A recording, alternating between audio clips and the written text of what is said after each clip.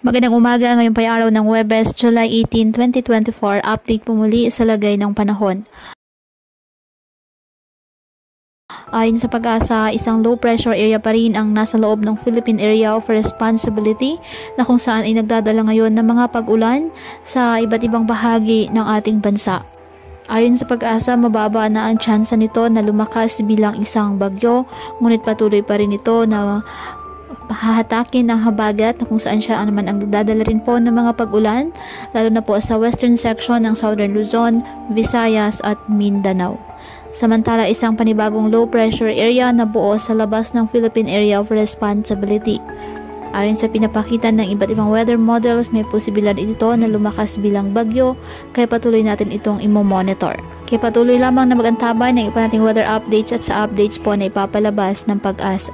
Ngayong araw, dahil sa low pressure area, asahan ang maulap na halangitan na may kalat-kalat na pag-ulan at thunderstorm sa Bicol Region, Visayas, Caraga, Marinduque at Romblon.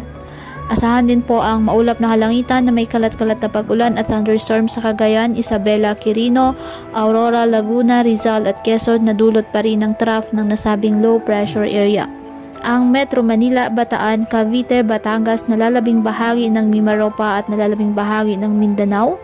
Asahan din ang maulap na halangitan na may kalat-kalat na pag-ulan at thunderstorms dahil sa habagat.